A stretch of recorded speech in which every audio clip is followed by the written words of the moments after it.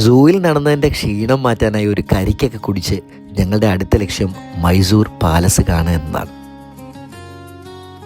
തെരുവുകളിൽ കാണുന്ന ഈ കുതിരവണ്ടികൾ രാജഭരണകാലത്തെ അനുസ്മരിപ്പിക്കും. കരകൗശല വസ്തുക്കളെല്ലാം തന്നെ രാജഭരണകാലത്തിൻ്റെ മാതൃകകളാണ്. ടിക്കറ്റ് കൗണ്ടറിലൊക്കെ ഒരു രക്ഷയില്ലാത്ത തിരക്കാണ്. ഒരു വിധത്തിൽ ടിക്കറ്റും ഒപ്പിച്ച് ആ രാജകീയ സൗധം കാണാൻ അകത്തേക്ക്.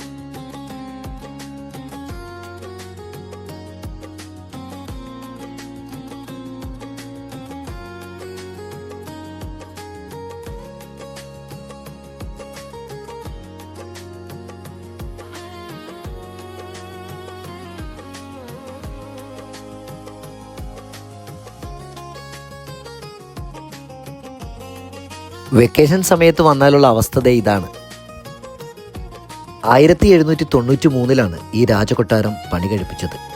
വാഡിയാർ രാജവംശത്തിൻ്റെ 4ാമത് കൊട്ടാരമാണിത്.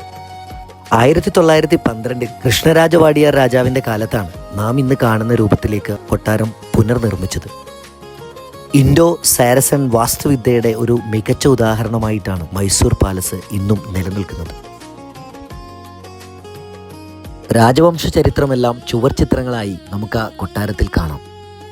ചരിത്രവും വാസ്തുവിദ്യയും രാജകീയതയും ഒത്തുചേർന്ന ഈ മഹാസൗധം നിങ്ങളെ ഒരു പഴയ കാലഘട്ടത്തിലേക്ക് കൊണ്ടുപോകുമെന്നതിൽ യാതൊരു സംശയവുമില്ല.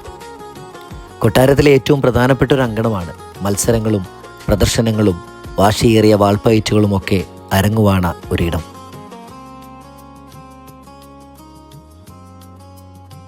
ഇവിടെ ഓരോ ചുവരും ഓരോ തൂണും നമ്മളോട് ഓരോ രാജകീയ കഥകൾ പറയുന്നുണ്ട്.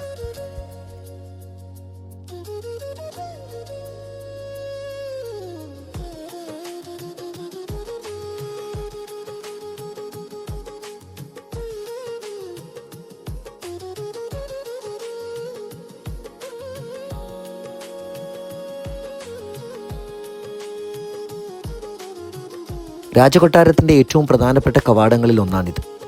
രാജ്യസൈന്യവും ജനങ്ങളുമൊക്കെ അണിനിരക്കുന്ന സ്ഥലവും. ഇവിടെ നിന്നാണ് രാജാക്കന്മാർ ജനങ്ങളെ അഭിസംബോധന ചെയ്ത് സംസാരിച്ചു കൊണ്ടിരുന്നത്.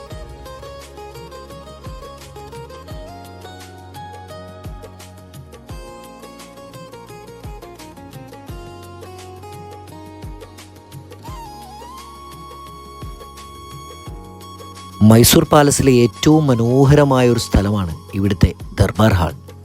അതിനകത്തേക്ക് നമ്മൾ കയറുമ്പോൾ നാം അറിയാതെ നാം ആ പഴയ കാലത്തിൻ്റെ വിസ്മൃതിയിലേക്ക് അലിഞ്ഞു പോകും.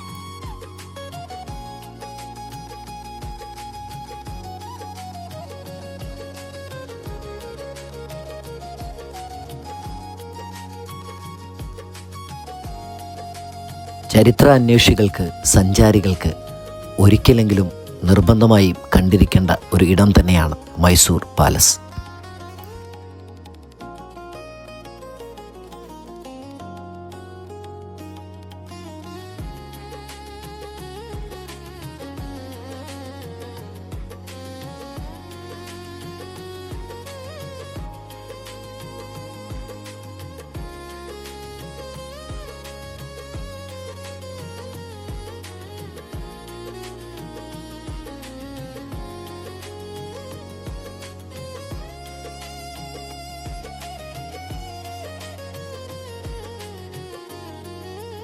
രാത്രിയിൽ വിളക്കുകൾ തെളിയുമ്പോൾ മൈസൂർ പാലസിൻ്റെ ഒരു ഭംഗിയുണ്ടല്ലോ, അത് നിർവചിക്കാൻ കഴിയുന്നതിനപ്പുറം മനോഹരമാണ്. മൈസൂർ പാലസ് സന്ദർശിക്കാൻ പോകുന്നവർ ഒരിക്കലും ഈ ദൃശ്യം മിസ് ചെയ്യാൻ പാടില്ല. കാത്തിരുന്ന് ഇത് കണ്ടതിന് ശേഷം മാത്രമേ നിങ്ങൾ അവിടുന്ന് മടങ്ങാവൂ.